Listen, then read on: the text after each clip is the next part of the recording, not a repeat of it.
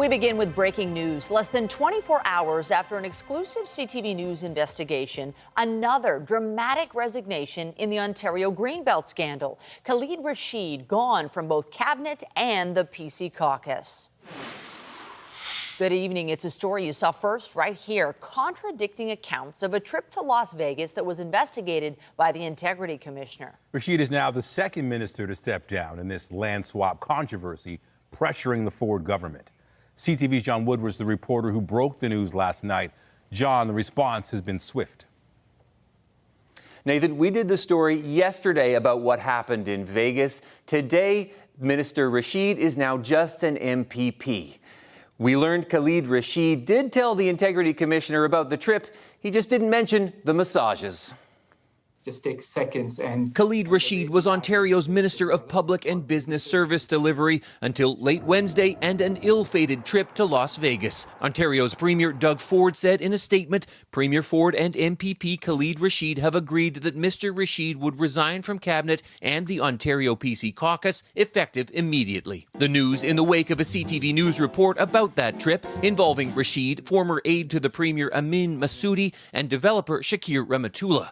3 Wynn Las Vegas hotel employees told CTV News the 3 went for massages at the same time. That's very different from Rashid's account to Integrity Commissioner J. David Wake that it was a chance meeting in the hotel lobby 2 months before. People are having a hard time getting their story straight.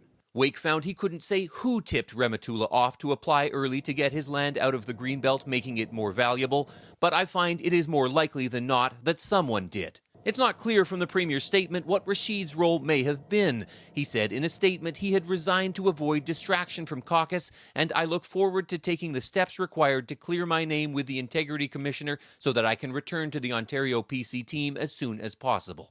I didn't think this scandal would lead to massages in Las Vegas. Opposition parties say there have been resignations, including that of former Housing Minister Steve Clark, but no answers. This is exactly why we need an independent public inquiry, because there are more questions being raised than answers being given. As what happened in Vegas doesn't seem to have stayed there. John Woodward, CTV News. And John, this is the second minister and third resignation tied to this scandal. Are we any closer to getting a better sense of how some Greenbelt developers seemingly knew more than anyone else about the government's plans? Nathan, we have seen those 2 scathing reports that describe the flawed and biased process that led to the Greenbelt lands being removed. But we don't know exactly how it was taken advantage of. For example, who was the likely tipster? And also, this land remains in the Greenbelt. So it's fair to say this story may yet have many more twists and turns. Reporting live, I'm John Woodward. Michelle, back to you. Thanks, John. And CTV's Queen's Park Bureau Chief Siobhan Morris joins us now. Siobhan, something like this is bound to generate a whole lot of reaction and speculation. That's right, Michelle. We know that opposition parties say they're outraged. The NDP leader says it's evidence of a government spinning out of control. There are renewed calls for the government and the Premier in particular to be more transparent about what ties he may have to developers. Over the last month or so, there's been a new development on this Greenbelt scandal basically every week, and they tend to land on Wednesday for whatever reason. Of course, we had the reports from the Auditor General, the Integrity Commissioner, the sudden resignation of the former Chief of Staff to the Housing Minister. Then that Housing Minister stepped aside. Then we learned the government would be doing a wholesale review of the Greenbelt, so it just keeps rolling. This development, though, might be different. We know that the NDP leader is talking about going back to the Integrity Commissioner with a possible complaint or maybe alerting police.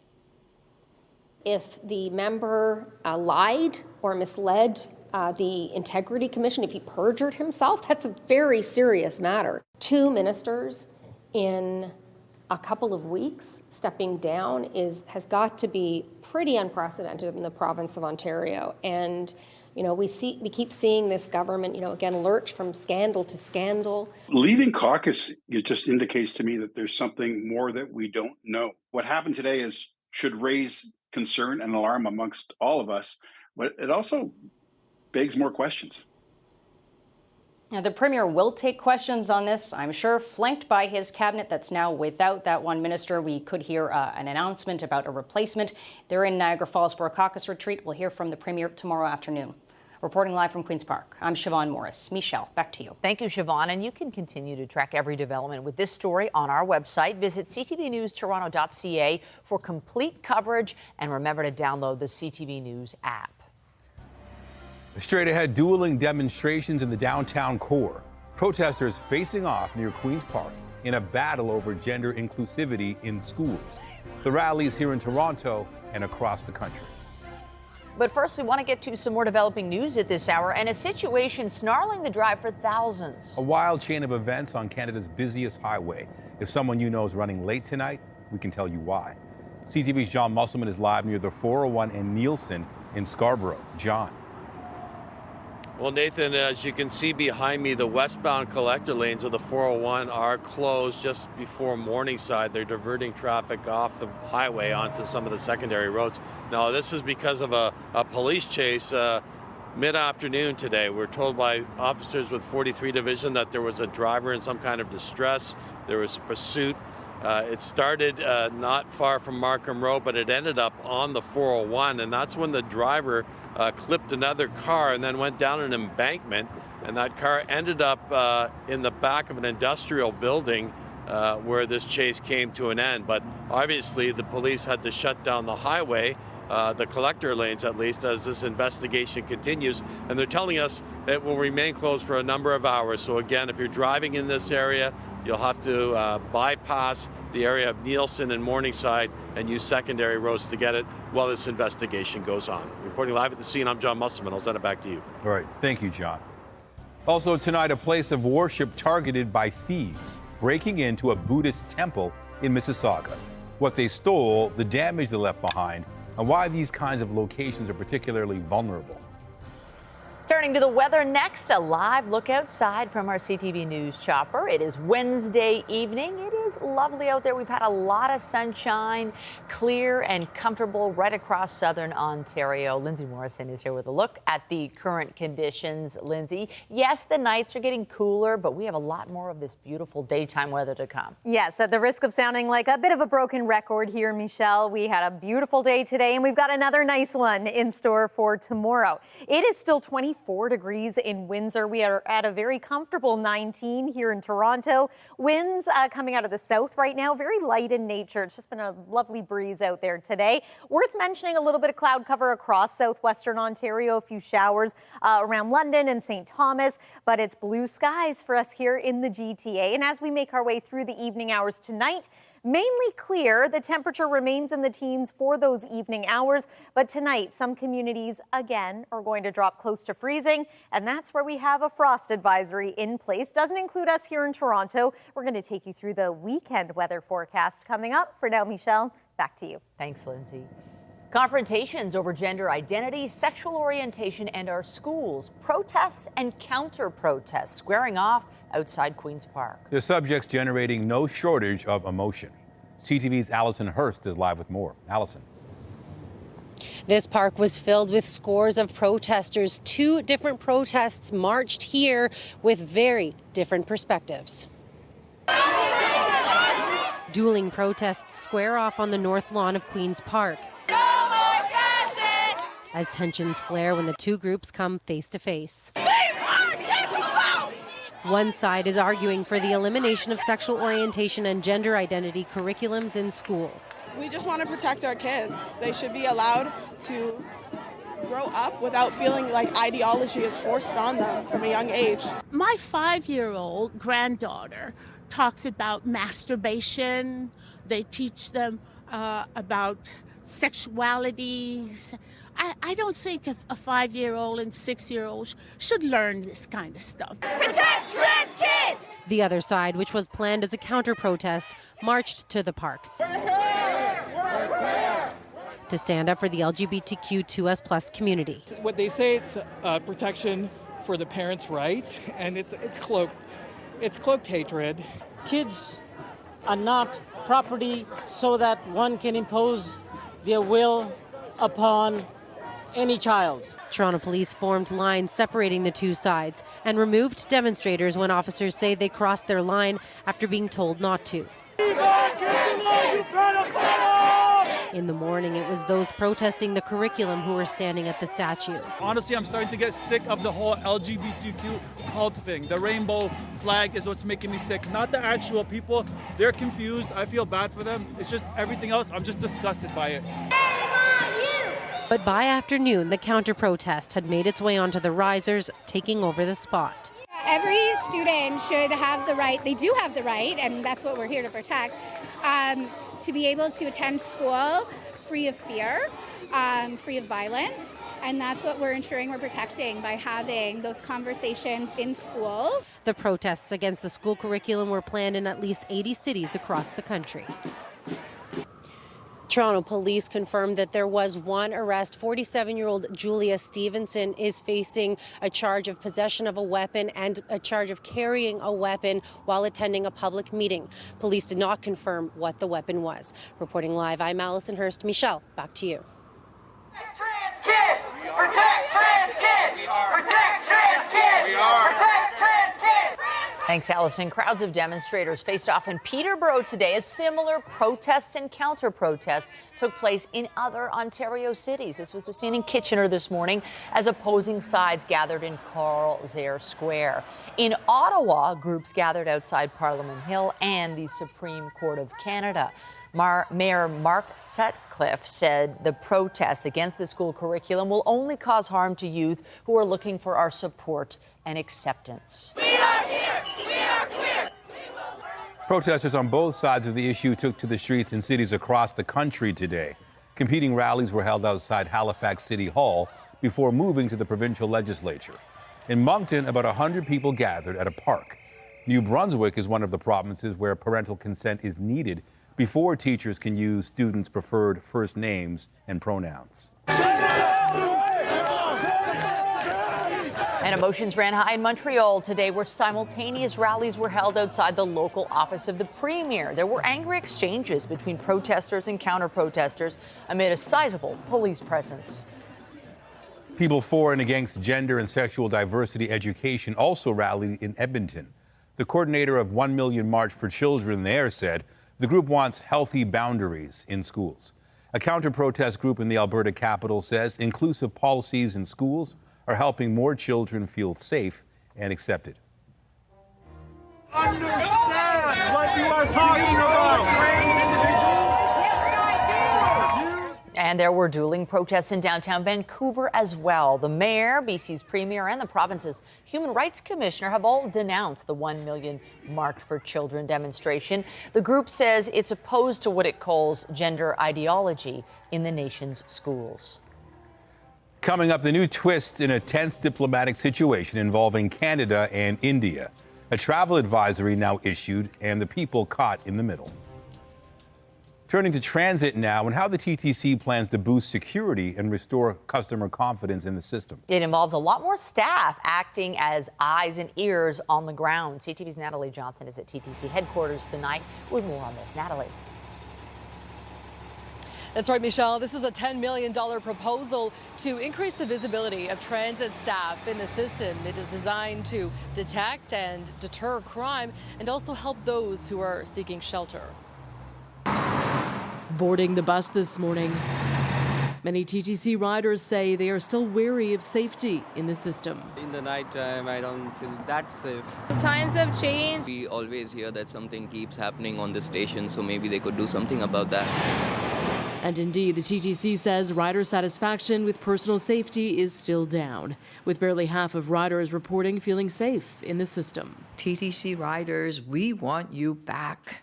We don't want you to feel anxious. And so the action plan, 178 new frontline staff to increase eyes and ears on the ground, including 130 new customer service agents, 30 new field supervisors, and 6 new transit control center dispatchers dedicated to safety communications. So what we want to do is to give the people that take the TTC a lot more comfort, right? The sense of security, the sense of someone's there to report or give them information. Meanwhile, they're looking ahead to the colder season to come.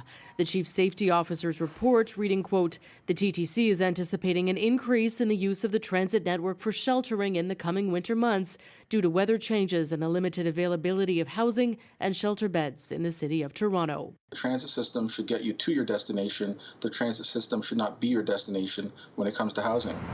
The TTC's plan is to create special transport and temporary shelter buses to help those in need get out of the cold and into proper shelters. We can't not do this.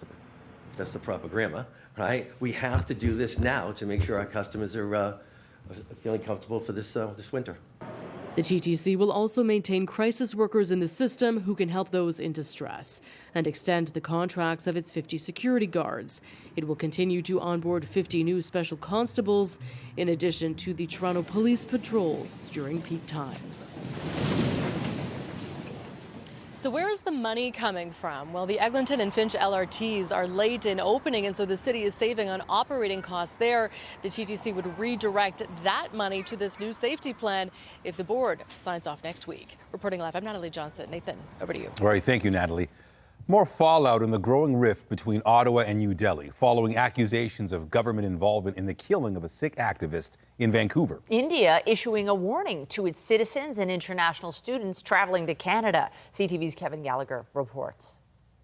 Despite growing diplomatic tensions, the Canadian and Indian militaries will still cooperate at this defense conference in New Delhi. It doesn't impact us. The Canadian chief is coming in here. His delegation is coming in here. A major contrast to the Indian government urging its citizens to exercise caution when traveling to Canada, blaming anti-India activities and politically condoned hate crimes and criminal violence in Canada. I think everyone knows Canada is a safe country, and given the events of the last 2 or 3 days and the seriousness of the allegations, that it's important for everyone to stay calm. Between agents of the government of India. On Monday, Prime Minister Justin Trudeau said there are credible allegations that link Indian agents to the killing of Sikh activist Hardeep Singh Nijjar. Today, the White House National Security Council denied reports it rebuffed Canada's concerns as they continue to engage with India. Australia also weighed in. And I will confirm that we have raised our concerns with India. I'm not going to go into any further detail on that. Neither ally has condemned the attack. The official opposition wants the government to make more information public. We don't believe there's any reason to have secret briefings where those who attend those briefings have to keep those secrets. It's not for members of parliament to demand that all the information be revealed and methods be compromised and a possible criminal investigation be compromised. Well, the NDP is asking for the scope of the inquiry into foreign interference to clearly include India. We don't need to add India into the inquiry because in the terms of reference, it talks about Russia, China, other state and non-state actors. The public safety minister would not comment on the threat level to Sikhs in Canada as the RCMP continues to investigate Nijjar's murder. Kevin Gallagher, CTV News, Ottawa. A place of worship, now a crime scene. A Buddhist temple in Mississauga targeted by thieves. It is not the only one in our area at the center of a theft investigation. CTV's Beth McDonnell is live with more. Beth. Nathan, this behind me is a Buddhist temple. It's also a home, and this robbery has really rattled the Buddhist monks who live and worship here, and they want the suspects caught. First, they broke this window, and they went inside and unlocked all the doors. The break-in at the West End Buddhist Temple and Meditation Center in Mississauga left rooms ransacked and more than $15,000 in cash and valuables stolen. The temple has been here for 30 years. Its spiritual leaders say nothing like this has ever happened.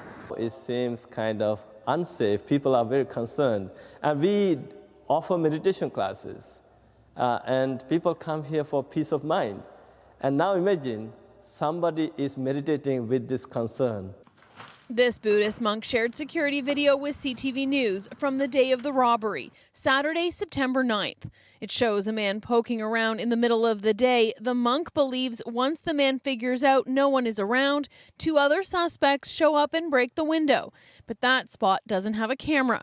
Inside, the monk says they find cash put together for an upcoming conference, $5,400 gone, and other items. The damaged doors, the damaged windows, iPhone was taken and the iPad was taken, stolen.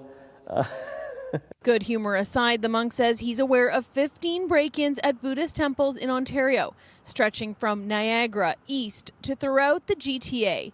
Peel police say places of worship are often vulnerable because they have cash donations on site.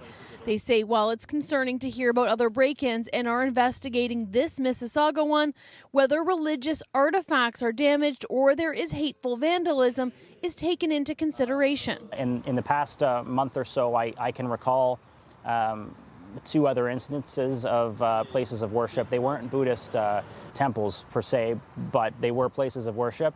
And right now, there's no indication from our investigators that these are hate motivated. Since the robbery, the monk says he sent an email to other temples warning them about break-ins. And it seems this was happening since last June, throughout the summer. And now if they continue doing this kind of robberies, then I think as Buddhist communities, we feel very unsafe. He says he wants governments and police agencies to take action. All 3 suspects in this case are described as men between 30 and 35 years of age. Reporting live, I'm Beth McDonnell. Now back to Michelle and Nathan. Thank you, Beth. Earning a degree or buying a home? That's the choice many college and university students are having to make. It turns out Ontario graduates are delaying owning a home because of their student debt.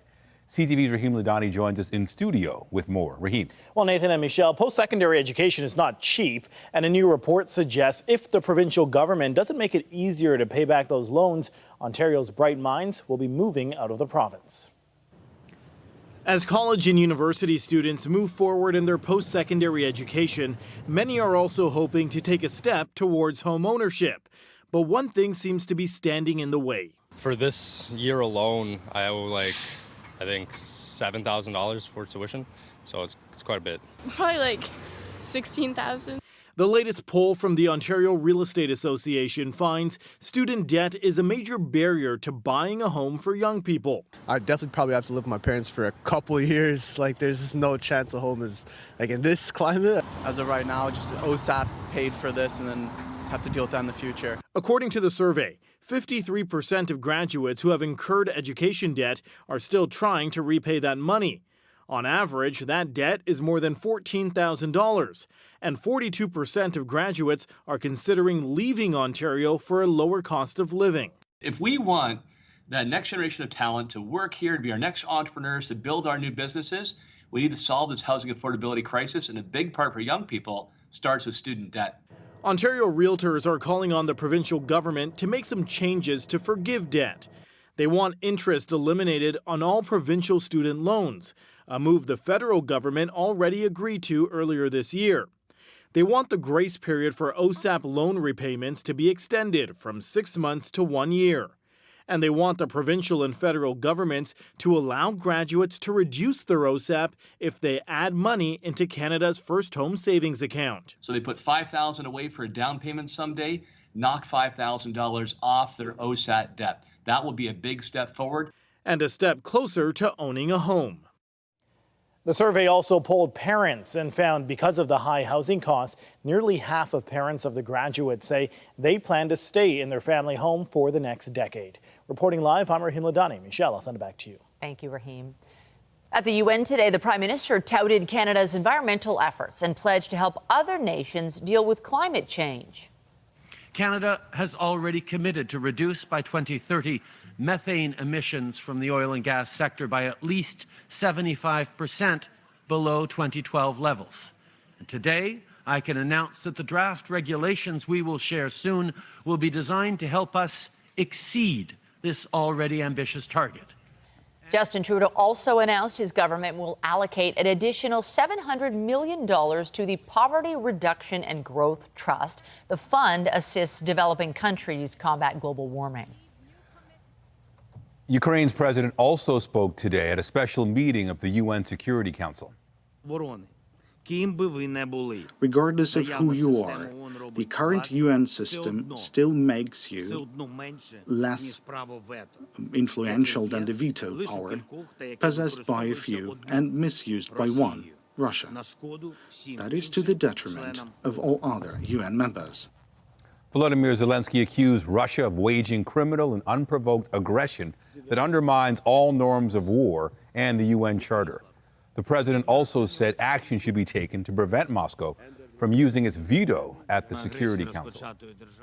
France rolled out the red carpet today for King Charles. The monarch praised his host's wonderful welcome during a grand dinner at the Palace of Versailles. The king and his wife Camilla are beginning a 3-day visit intended to highlight the friendship between France and the UK. The trip was postponed in March amid widespread protests against French government pension changes. Back here at home, when's the last time you passed through Pearson? We know the airport has dealt with its fair share of turbulence in recent months. So how are passengers feeling now? CTV's Janice Golding has the results of a new survey. While customer satisfaction is trending upward at North American airports this year, it has dropped at Toronto Pearson International Airport, according to a new survey of more than 27,000 travelers. The J.D. Power 2023 North America Airport Satisfaction Study found that among 21 mega airports, those seeing more than 33 million passengers a year, Pearson now sits second from the bottom in 20th place. That's down from last year, where it ranked in the bottom 5. This airport is terrible. It's not the airport itself, it's this terminal is terrible. If you arrive after 7 p.m., there is nobody from Air Canada can help you. A little confusing. Should be better, but we don't have any issues here. While some travelers we spoke to today say the customer experience could improve, others expressed some surprise about their survey. Yeah. Oh, yes, it does. I would say 7 out of 10. Absolutely no problems. Till now, it's going smooth and easy. I haven't had too many problems, really. Today, Toronto Pearson expressed its disappointment with the results, saying the GTAA has been working non-stop with airlines, agencies, and other partners to improve and streamline the passenger experience since last year's restart. It also pointed CTV to recent research from a Polaris survey of more than 2,000 adults, which found that 4 times more Canadians feel more positive than negative toward Pearson, and 75% of travelers who traveled through Pearson in the last year reported being satisfied with their experience. J.D. Power's travel intelligence leader explained the results at Pearson, saying there's an inverse correlation between the number of passengers that access an airport and their satisfaction while they're at the airport, adding that the influx of passengers at Pearson between 2022 and 2023 contributed to the airport's low score. Now in its 18th year, the survey looked at 6 factors: terminal facilities, airport arrival departure, baggage claim, security check, check-in baggage check, and food, beverage, and retail. Janice Golding, CTV News. Coming up, it's a time of renewed hope as the Toronto Maple Leafs gather for training camp. An all-new season, new players, and new attitude. What some of the biggest stars had to say before they hit the ice. And I'm Pat Foran, coming up on Consumer Alert. If you have to hire a contractor, be careful. An Oakville woman says her garage door opener quit and a company said they could fix it for $300. But instead they replaced it and charged her almost $3,000. Now they're nowhere to be found. I'll have my reports just ahead. It was a chilly start to the day this morning, just slightly below freezing in Algonquin Park, close to 1 degree in places like Bancroft, Muskoka, and Peterborough. It's going to be cool in some of those areas again. For example, 0 tonight in Bancroft. Just about everyone, though, a couple of degrees warmer, including us in the city of Toronto. Double digits overnight for the next couple of nights here. We're going to take you through the forecast, including how long this sunny stretch is going to last, coming up. And stay with us. We've got another full night of great shows for you right here on CTV. If you have a house, you know they need maintenance from time to time, and you may have to hire a contractor to help you out with certain projects. When choosing someone to work in your home, you have to be careful to get the job done right at a fair price. Here's Pat Foran and Consumer Alert. Pat. Nathan and Michelle, an Oakville woman needed help when her garage door opener quit working. She found a company that said they could repair it for $300. But she was shocked when the job was done and they demanded almost $3,000 instead. Marie Nelson of Oakville says it was in June when her garage door opener quit working. The senior says she wanted it repaired right away because she was having other work done at her home. I was in a bit of a panic because they were coming to do my driveway, and they were coming the next day, and they asked if I had my garage door open, but it wouldn't open. Nelson went on Google and searched garage door opener repair. One company that claimed to be in Oakville said they could come that day and do the repair for about $300. But when a contractor arrived, he replaced the garage door opener with a new one and presented her with a much larger bill. He charged me $3,000, and I was totally shocked. Nelson said he had a payment machine and demanded she pay with her credit card right away. He was scaring me. He was scaring me. And she was not given an invoice or contract to break down the cost of labor or the opener. No itemized statement whatsoever.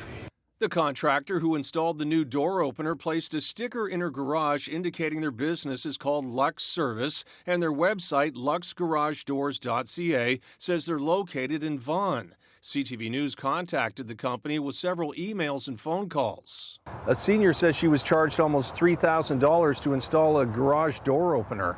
Our calls and emails were not returned. We went to the company address listed on the website and were unable to locate the business.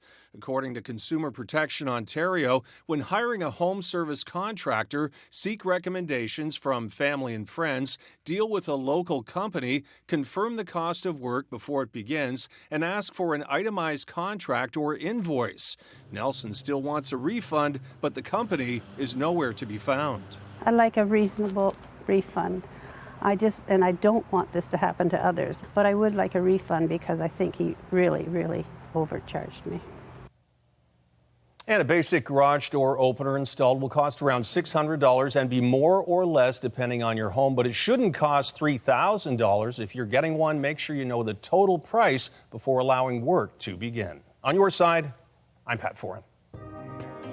If you have a consumer story idea, email us at alert@ctv.ca. Back to the forecast, and really no complaints. Just nice weather, comfortable. Even at nighttime, it's cool, but not really cooling down. It's been a great week, and there's so much more of this beautiful weather to come right as we head towards the weekend and into the weekend. And we've talked about the warmth during the afternoons especially. We've talked about the sunny stretch. What we haven't talked a whole lot about is the fact that it's been dry for a week. I mean, in a summer that we had with so many days with at least a little bit of rain, this has been a change, and it looks like we've got a few more dry days ahead. Some parts of Ontario could get into a few showers before the weekend, and then for us here in the GTA, it's the end of the weekend where we might need the umbrella once more. Weather is brought to you by Train, the most reliable heating and cooling brand. It's hard to stop a train. Some areas overnight tonight are once again going to be dealing with a little bit of fog and potentially a little bit of frost. Tonight, the frost advisory includes areas like Lindsay, Bracebridge, Gravenhurst, into the Huntsville area, over into Barry's Bay as well. It no longer includes northern Durham region, so that's good news, moving away from the GTA, where it is going to be a little bit warmer overnight tonight. Let me show you on the satellite and radar where we do have a couple of sprinkles of rain, nothing major at this point, just making its way off of Lake Huron. There's a little bit of associated cloud cover too, but for the most part, we are dry. We enjoyed a beautiful blue sky day today here in the GTA. All thanks to high pressure. Now tomorrow, it is possible that we will see a little more in the way of cloud. I think some variable cloudiness possible in the morning. There we see a chance of a shower, but again, I do think most areas will remain dry. In the afternoon, areas to our west have a decent chance of seeing a couple of sprinkles of rain. But again, for us, it's another mix of sun and cloud type of day. Friday, we get into even further clearing. Blue sky expected into the afternoon. Things do change a little bit over the weekend, and we'll talk about that in your 7-day forecast momentarily. We've cooled a degree. It is now 18 here in the city. Very comfortable conditions just about everywhere. Still in the 20s in Sault Ste. Marie and Timmins. Overnight tonight, we will likely remain in double-digit territory. 10 for the low. Tomorrow's high, 23 degrees. So we're trending these days a couple of degrees warmer than normal. Seasonal average is 20. Here is the 7-day forecast. So again, the next couple of days continue to look look quite nice. We officially welcome fall very early on Saturday morning. Saturday itself might bring us a bit of an increase in cloud. It's Sunday where we've got our next best chance of a few showers. Monday's looking a little bit drier than it did even just yesterday, but an increase in cloud expected for Tuesday and Wednesday with temperatures in the teens. That's your look at the weather for now. Nathan, over to you. All right, thank you, Lindsay. Exciting news for Maple Leaf fans. We're getting an idea of what this year's roster will look like. The team's first on-ice training session gets underway tomorrow, but tonight we're hearing from some of the players. Here's CTV's Sean Lathong. Meeting with the media ahead of training camp, Leafs players are talking all things new. A new season, new players, and with that, a new attitude. All guys we added are great. I'll bring a lot of kind of piss and vinegar, or snot, I guess everyone's been saying.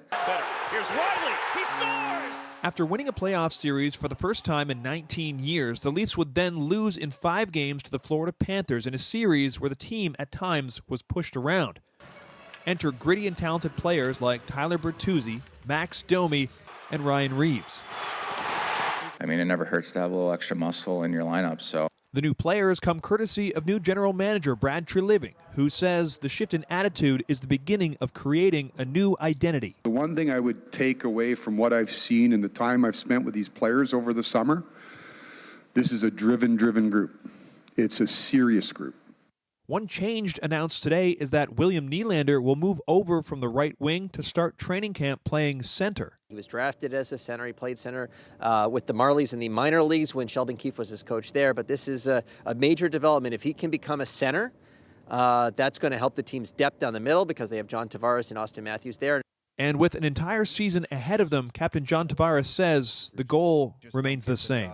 You want to lift that trophy over your head. And I think when I came here, I saw the potential and had the belief that it was going to be a contending team for a very, very long time. And I still believe that. The first chance fans will get to assess this new group will come this Sunday when the Leafs open their preseason against the Ottawa Senators. Opening night for the regular season, October 11th. Sean Lathong, CTV News. Meanwhile, there's big news for Argos fans. Pinball isn't going anywhere. The Double Blue has signed their general manager to a contract extension. The length of the deal was not disclosed, but the team says its future is very bright, with Michael Clemens leading the way.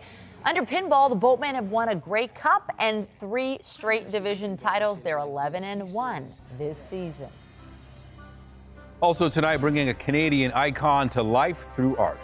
We step into the studio with the artist chosen to immortalize Lincoln Alexander, a sculptor whose connection to the late trailblazer is the ultimate tribute. When the decision was made to create a sculpture of the late Lincoln Alexander to be put on display in the Ontario legislature, the call went out for artist submissions. The person who got the job has a special connection in ways the man himself could not have imagined as a child. CTV's Andrea Case joins us now with more on that story. Andrea. Good evening, Nathan. Michelle, quick congratulations to Michelle. She's celebrating 10 or 11 years on the anchor desk. Okay, moving on. September 20th is a historic day in the life of the Honorable Lincoln Alexander. In 1968, he made his maiden speech in the House of Commons as the first Black MP and was sworn in as Lieutenant Governor of Ontario in 1985. Out of a number of submissions, award-winning Toronto artist Quentin Versetti was chosen to create a sculpture of Lincoln M. Alexander. When Versetti was a high school student, the former lieutenant governor was a Black History Month Assembly special guest at the Hamilton School bearing his name. That event had a great impact on Versetti's life. He just had a huge presence, and we were just like, who is that? He came in a sharp suit. I remember it was navy blue. Navy blue is one of my favorite colors, and it was just like, I remember that pants seam was so precisely pressed. It felt like it was cut in the air, and I was just like, really, it's inspired by this man who just had a presence and walked with pride. And he walked right up to me, and he's like, I see great things for you. And I was like, who is this guy? And it wasn't until after he left, or after the assembly, that they're like, this is who the school's named after, Lincoln M. Alexander. That was Lincoln M. Alexander. And I was like, whoa, okay.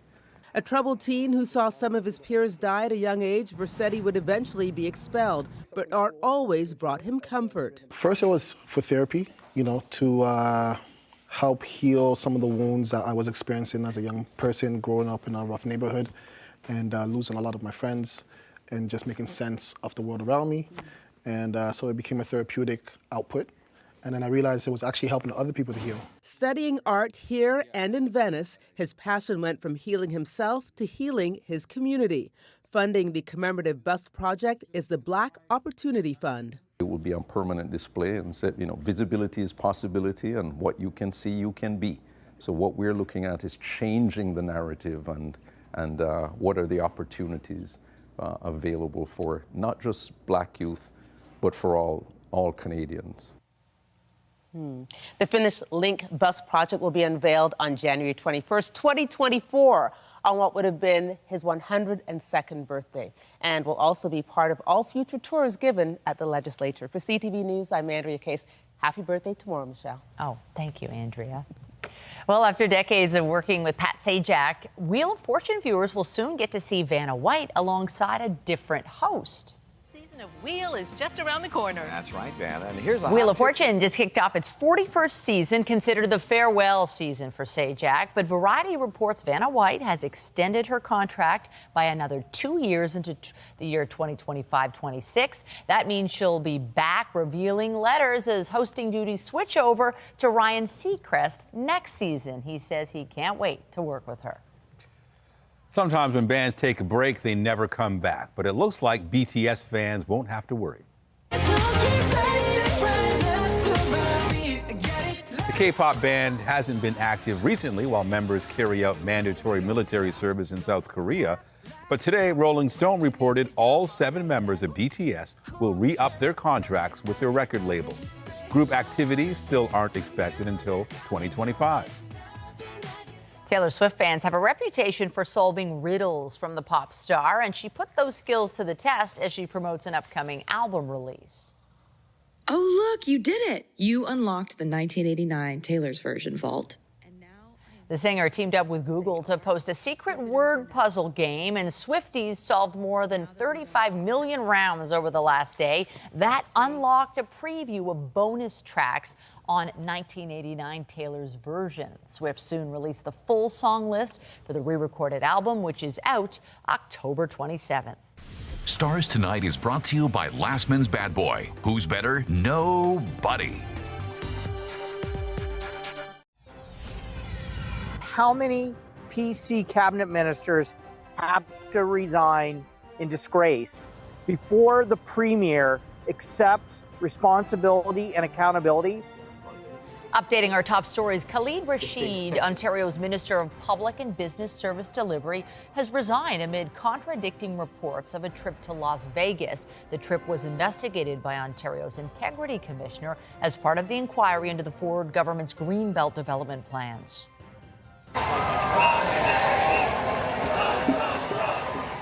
There were dueling demonstrations outside Queen's Park today.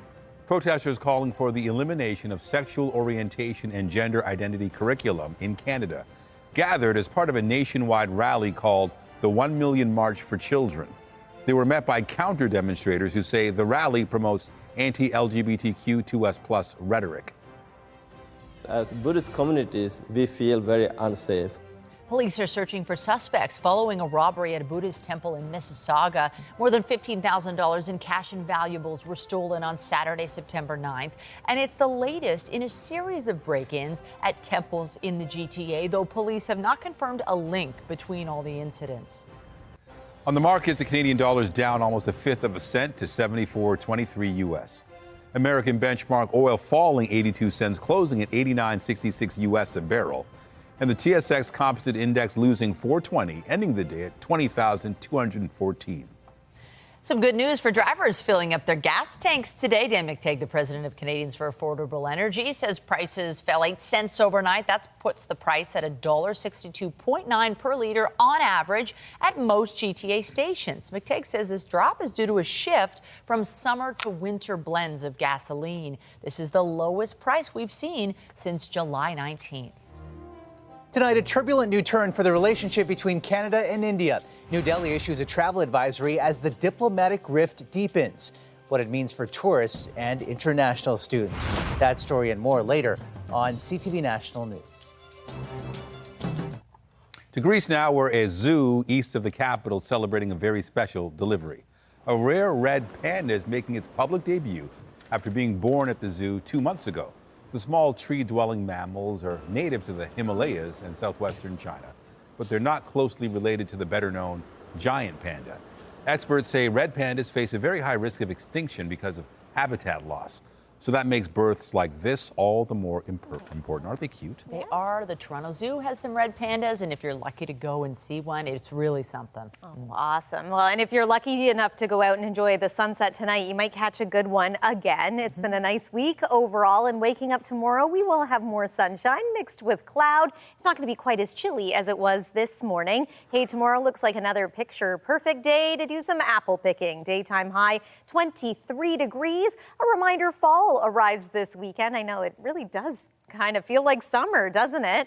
7-day forecast looks like this. The season ending on a real sunny stretch. And then as if right on cue, we're going to start to cool down and have a few showers in the forecast on Sunday. And a reminder about the new Lotto 649 with 2 big jackpots to be won on 1 ticket. Tonight's classic jackpot is $5 million, and the new gold ball jackpot is $64 million. You can head to olg.ca for more information. Michelle and Nathan. Thank you, Lindsay. Well, that's it for us, but be sure to join Omar Sachedina tonight at 11 for CTV National News, followed by Zarada Allman with our next local newscast at 11:30. In the meantime, our coverage continues anytime on CP24 and online at ctvnewstoronto.ca. For Lindsay Morrison and all of us here at CTV News, thank you for watching and have a good night.